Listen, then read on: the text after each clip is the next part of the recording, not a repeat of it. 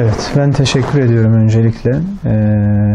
Şimdi Cumhurbaşkanımız İbni Haldun Üniversitesi'nin açılışında çok güzel bir konuşma yaptı. Kanayan bir yaraya parmak bastı. Bizim de uzun yıllardır ifade ettiğimiz konuları yüksek sesle ifade etmiş oldu. Şimdi ben öncelikle inşallah bu sadece bir eğitim kurumunun akademik açılış merasiminde yapılan bir konuşma olarak kalmaz. İnşallah hayata geçer. Çünkü orada gerçekten çok önemli mevzulara değindi Sayın Cumhurbaşkanımız. Yani çocuklarımızın aileden başlayarak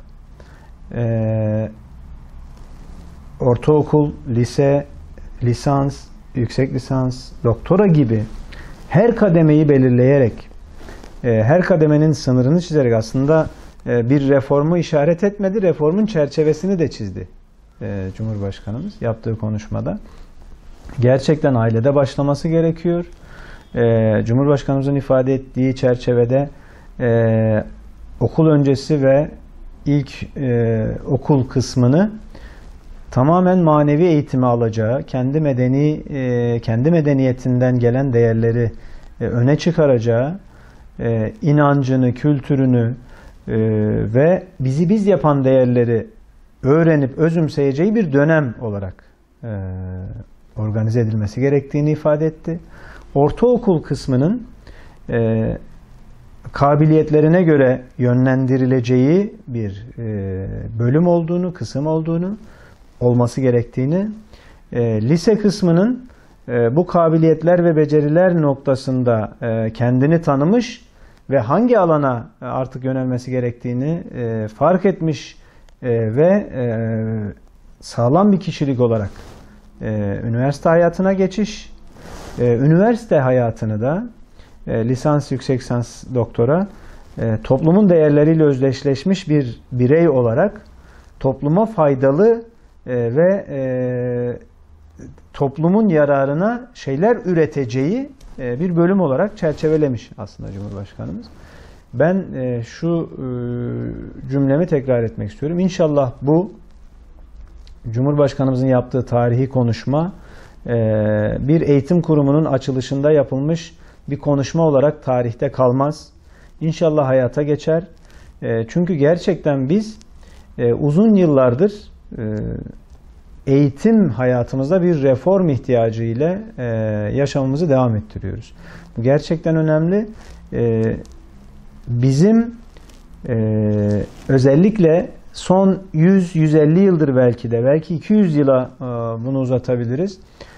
Modernleşme, çağdaşlaşma, batılılaşma adı altında tamamen taklitçi bir nesil yetiştirdik. Yani hala da buna devam ediyoruz. Yani batı taklitçiliği ile çağdaşlaşacağımızı, modernleşeceğimizi düşündük. Bu hep bize ifade edildi.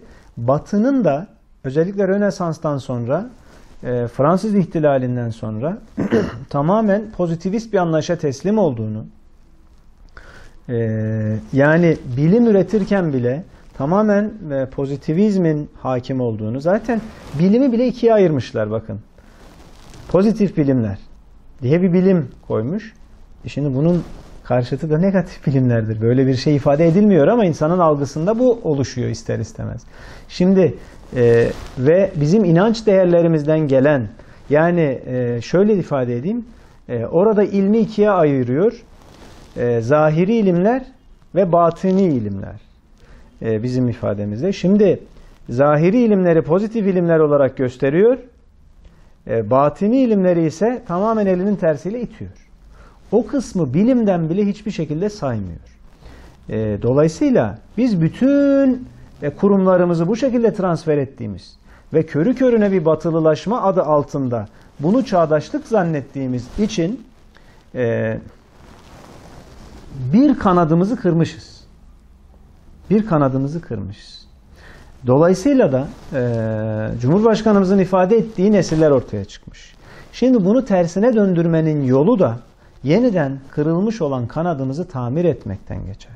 Yani bizi biz yapan inancımız, kültürümüz, değerlerimiz, medeniyet tasavvurumuzu yeniden canlandırmak mecburiyetindeyiz.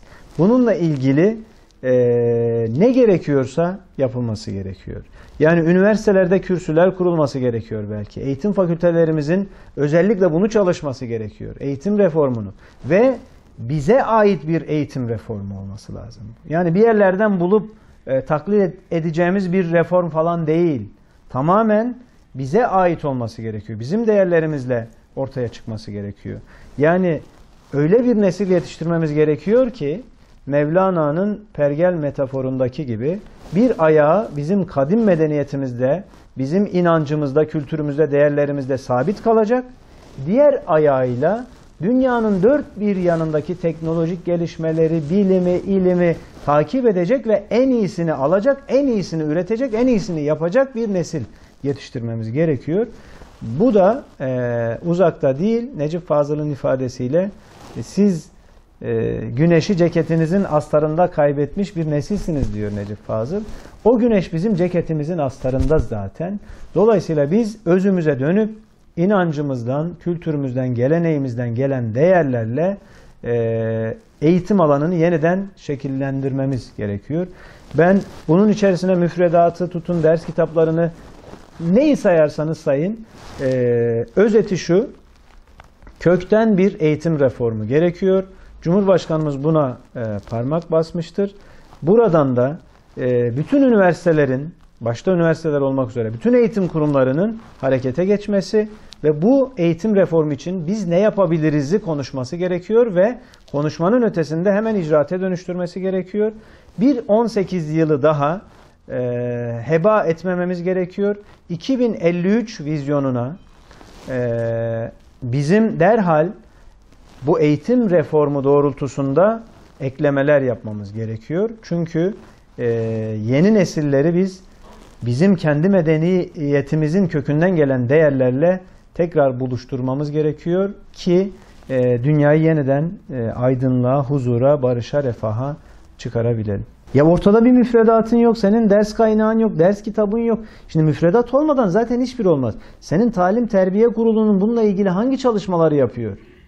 Yani bir an önce eğitimle alakalı bütün kurumların bu noktada talimatlandırılması lazım. Cumhurbaşkanımız tarafından derhal gerekli çalışmaları yapın ve bu reformu başlatın denilmesi gerekiyor. Ve derhal başlaması gerekiyor. Yani bu sadece bir kurumun, bir eğitim kurumunun akademik açılış töreninde söylenmiş bir söz olarak kalmaması gerekiyor. Yani bunun derhal üniversitelerde pratiğe dönüştürülmesi gerekiyor. Eğitim fakültelerinde konuşulmaya başlanması ve pratiğe dönüştürülmesi gerekiyor. Bu zor bir şey. Niye zor bir şey? Çünkü dünyaya egemen güçler öyle bir dizayn etmişler ki dünyayı. Şimdi siz Allah'tan bahsederseniz pozitif bilime aykırı cümle kurmuş olursunuz. Şimdi pozitif bilimlere aykırı bir cümle kurarsanız sizi bilim adamı bile saymazlar. Biz Batı adamından sadece onu taklit ederek modern olacağımızı, çağdaş olacağımızı düşünerek birçok yanlış şey almışız.